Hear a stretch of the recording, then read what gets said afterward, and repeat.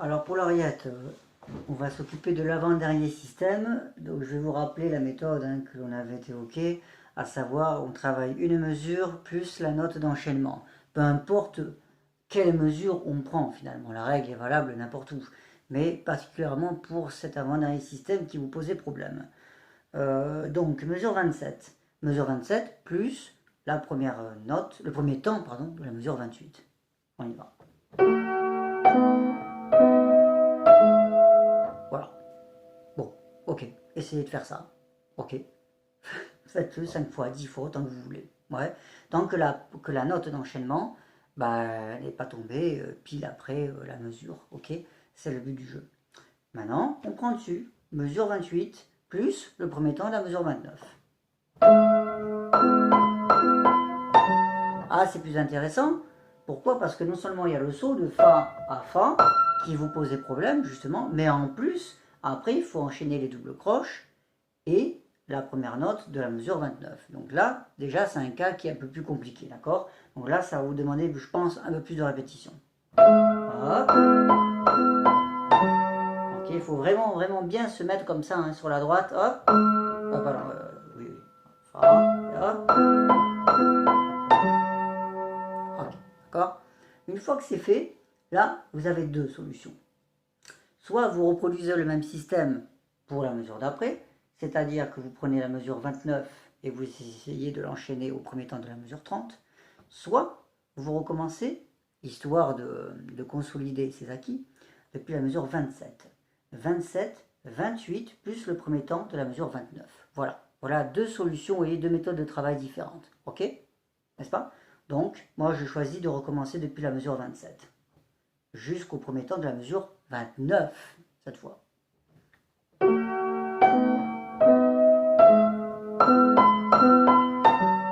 Voilà. Ok? Ça, c'est le travail que l'on vient de faire. En deux parties, c'était d'avoir fragmenté, maintenant on réunit les deux. Ok?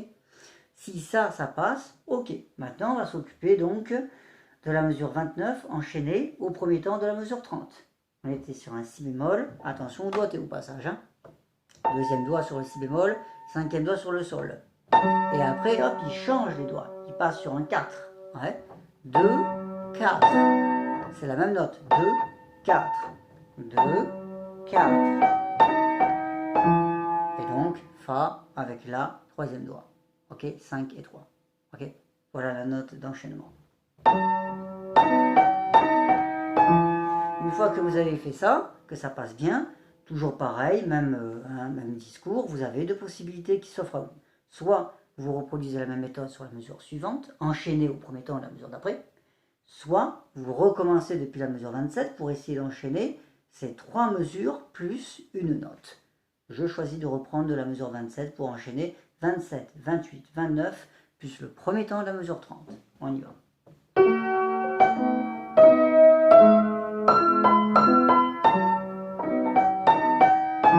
Voilà, jusque là.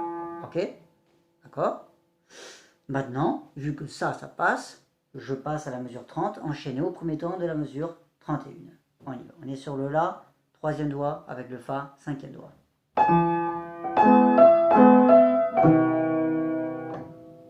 Encore.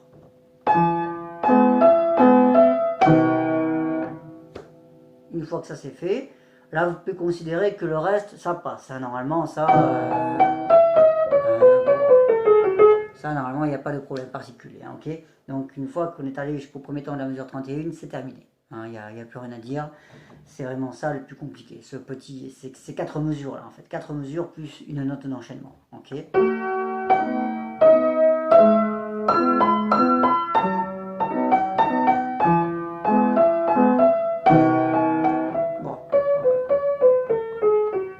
Bon, ça va. Ok, pardon. Voilà. C'est tout ce que j'ai à dire pour l'instant pour ce quatrième système. Alors ce qui est très bien, c'est d'essayer aussi de le faire mentalement, dans le sens où ce que vous pouvez essayer de faire mentalement, c'est pas tout, mais juste les notes d'enchaînement. Par exemple, si je travaille la mesure 27 et que je l'enchaîne au premier temps de la mesure 28, et bien déjà dans ma tête, je vais essayer de penser au premier temps de la mesure 28, parce que c'est ça le plus difficile, hein, d'accord? Le premier temps de la mesure 28, qu'est-ce que c'est? C'est un Fa main droite avec le quatrième doigt et c'est un La main gauche avec le 5e doigt. Ben, ça, je me le mets dans la tête. Fa main droite, 4e doigt, il est là. La main gauche, 5e doigt, il est là. J'essaie de le visualiser, hein, bien sûr, ok, cet enchaînement, avant même de me mettre au piano, de le jouer, avant d'essayer, d'accord? Voilà, déjà. Une fois que ça c'est fait, je le vois bien, je le regarde bien même sur le clavier, le Fa avec le La. Je l'imagine, le 4 avec le 5. Ok. Donc du coup, maintenant, je peux reprendre sur ma mesure 27. Et voilà, je l'ai là. Le 5 avec le La, le 4 avec le Fa. Voilà. Alors, il faut faire ce genre de travail hein, aussi, hein, ça aide, hein, d'accord? Visualiser l'action avant, hein, l'anticiper, l'anticipation, même j'allais dire presque, on peut dire les conséquences de l'anticipation, on appelle ça les conséquences sensorielles même, hein, de l'action, pardon, est anticipée dans la tête. C'est comme ça que ça fonctionne, hein, ça fait partie des théories hein, idéomotrices et de tout un tas de choses, mais en tout cas, ça marche très très bien, hein, ça, d'accord? Donc voilà, je vous laisse tester aussi ce genre de méthode. Ok, allez, c'est bon pour l'instant hein, pour cette ariette. Alors, qu'est-ce qu'on avait dit également? Je me souviens qu'il y avait un peu de Stamati et de... Je ne sais plus exactement. À la gamme de Do, tiens, la gamme de Do, alors on avait fait à 60 mains ensemble, avec les noirs et les croches. Enfin, non, pardon, 60 mains ensemble, ouais, sur 2 octaves. Ok. Donc, j'essaie de mettre, voilà, le métronome. Ok, 63, c'est bon, voilà, 60. Donc, ce qu'il vous faudrait faire pour essayer de bien faire les croches, parce que ça va être ça le plus difficile, hein, ok, il vous faudrait écrire la formule Do, Ré, Mi, Fa, enfin les notes elles-mêmes sur 2 octaves. Do, Ré, Mi, Fa, Sol, La, Si, Do, Ré, Mi, Fa, Sol, La, Si, Do, ok, et vous mettez les combinaisons de la main droite et de la main gauche bien l'une sous l'autre, ok, 1, 2, 3, 1, 2, 3, 4, 1, 2, 3, 1, 2, 3, 4, 5, 5, 4, 3, 2, 1, 3, 2, 1, 4, 3, 2, 1, 3, 2, 1. Vous le faites bien parallèlement, comme ça, hein, pour que chaque nombre coïncide, chaque nombre est synchronisé, chaque note, pardon, a ces 2 nombres synchronisés. Hein, et vous essayez de ne jouer que les notes, mains ensemble, qui tombent sur les battements, c'est-à-dire la première note, la 3e note, la 5e, la 7e, la 9e, etc. Une note sur 2, en fait, parce qu'avec les croches, qu'est-ce qui va se passer? Une note sur 2 va tomber avec les battements. Donc, pour arriver à comprendre quelle note tombe avec les battements, essayez de les isoler. Je donne un exemple simple, ok, sans métronome.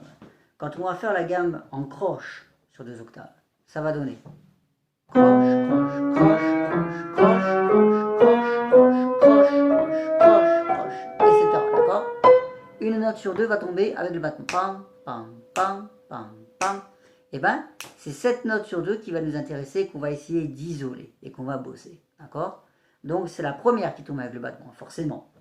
Le 5 et le 1 ensemble. Regardez votre ligne, si jamais vous l'avez bien écrite, vous regardez, 5 et 1 tombent ensemble. Et puis après, c'est les 3 qui vont tomber ensemble. C'est le Mi avec les 3 et 3. Donc, voilà, vous pouvez bosser ça. Do, Do, et puis après, Mi. Et après, donc, ce sera le Sol qui va tomber avec le battement. Le Sol va être joué avec le pouce, main gauche, le 2, main droite. On recommence. Do, Mi, Sol. Et puis après, ce sera le Si qui va être joué avec le métronome. Donc le Si, c'est avec le 2 main gauche et le 4 main droite. Et on recommence. 5, 1, 3, 3. Alors je dis les doigts toujours de gauche à droite. Hein. 5, 1, 3, 3, 1, 2, 2, 4. Et après, qu'est-ce qui va se passer? Ça va être les Ré qui tombent avec le métronome. Avec le 4 main gauche et le 2 main droite. Je recommence. 5, 1, 3, 3, 1, 2, 2, 4, 4, 2, etc. Vous faites ça pendant toute la gamme, ok? Voilà, ce qui donne. Voilà, ok.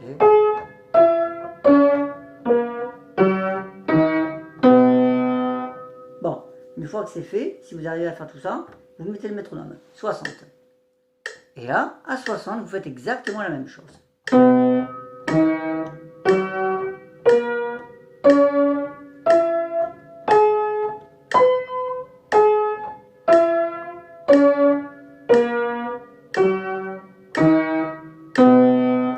Vous remarquerez que le son n'est pas lié. Bah oui, forcément, parce que bon, au début vous pouvez, mais alors après c'est impossible. c'est impossible à lier, d'accord? Puisque c'est logique, puisqu'on saute une note. D'ailleurs, il n'y a aucun intérêt à lier le son dans ce genre d'exo, d'accord? Dans ce genre de méthode. Donc voilà, voilà ce qu'il vous faudrait travailler un petit peu, hein, ce qu'on appelle les points de repère en croche, tout simplement. Les points de repère, c'est-à-dire les croches qui vont trouver sur les battements. Ok, voilà. Voilà pour la gamme de Do, enfin pour en prévision, on va dire, hein, des croches qui seront sur 2 octaves, hein, n'est-ce pas? Déjà, au moins vous, ce que vous pouvez faire, c'est travailler votre gamme de Do majeur à 60, mains ensemble, comme ça, en suivant le métronome sur chaque battement. Okay, ça, c'est abordable.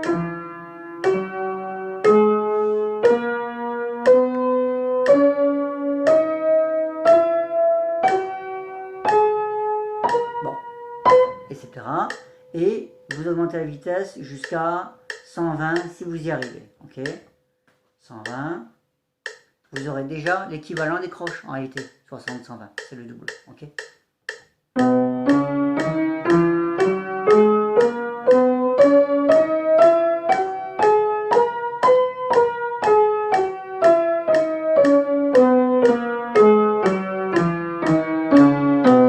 Voilà. D'accord. Là au moins déjà vous aurez la bonne vitesse de croche, mais après, je vous dis essayez de travailler avec cette méthode que je vous ai donnée précédemment, une note sur 2 au métronome, parce qu'après lorsque l'on va revenir à 60, il va falloir calculer, je vous montre une fois juste, ce sera pour plus tard. 60, on y est. 1, 2, 1, 2, Ré, Mi, Fa, Sol, La, Si, Ré, Mi, Fa, Sol, La, Si, Do, voilà. Voilà pourquoi ces notes qui vont tomber avec le métronome sont exactement celles que vous aurez isolées et travaillées dans un futur proche. Voilà, ok. Donc ça c'était pour la gamme, et enfin il y avait le déviateur, oui. Alors nous avions dit le premier exercice en sol majeur. Bon, à vous de regarder hein, dans vos papiers. En sol majeur, normalement vous avez un fa dièse, c'est tout. Ok, je vous laisse vérifier pourquoi hein, avec l'ordre des dièses, hein, d'accord, etc. Sinon on le reverra ensemble hein, de toute façon. Et donc, si on fait le premier exercice, Do, Mi, Fa, Sol, La, d'accord, en Sol majeur. Bon, bah déjà, au lieu de commencer par un Do, on va commencer par un Sol. Bah oui, puisqu'on est en Sol majeur, commençons par un Sol. Bon. Et donc, on va conserver les mêmes écarts. On va transposer, hein, ça s'appelle une transposition. Okay, c'est-à-dire que l'on conserve les mêmes écarts, mais on joue à partir de Sol. Donc, au lieu de faire Do, Mi, Fa, Sol, La, vous allez faire Sol, Si, Do, Ré, Mi. Et cette fois, Fa dièse. Et oui, puisqu'en Sol majeur, tous les Fa sont dièses. C'est là que ça devient intéressant. On commence enfin à introduire des touches noires, des altérations, dans le déviateur, ce qui n'était pas le cas hein, depuis, ce qui n'est jamais le cas de toute façon dans tous ces exercices, d'accord? Donc voilà, essayez à partir de Sol, Si, Do, Ré, Mi, Do, Si, La, Ré, Mi, Fa dièse, Mi, Ré, Do, Si, Ré, Mi, Fa dièse, Sol, Fa, Mi, Ré, Do, Mi, Fa dièse, Sol, La, Sol, Fa, Mi, Ré,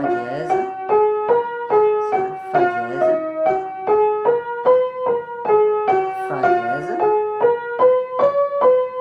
descente, Ré, Si, La, Sol, Fa dièse, La, Sol, Fa dièse, Mi, Fa dièse, Sol, Fa dièse, Mi, Ré, Mi, Fa dièse, Sol, La, Fa dièse, Mi, Ré, Do, Ré, Mi, Fa dièse, Sol, Mi, Ré, Do, Si, Ré, Mi, Fa dièse, Ré, Do, Si, La, Si, Do, Ré, Mi, Si, La, Sol, La, Si, Do, Ré. Voilà, voilà ce que donne votre premier exercice en Sol majeur. Ok, j'ai gardé exactement les mêmes intervalles et même aussi, je n'ai rien changé au niveau des doigtés. Ok, 1, 2, 3, 4, 5, 4, 3, 2, 1 et 5, 4, 3, 2, 1. Alors de temps en temps, vous aurez des choses un peu curieuses, vous verrez. Avec le Fa dièse, ça perturbe un petit peu les doigtés, mais ils sont inchangés, en fait. Ouais. Ok. Et bien voilà, vous avez tout ce qu'il faut. Allez, bon courage.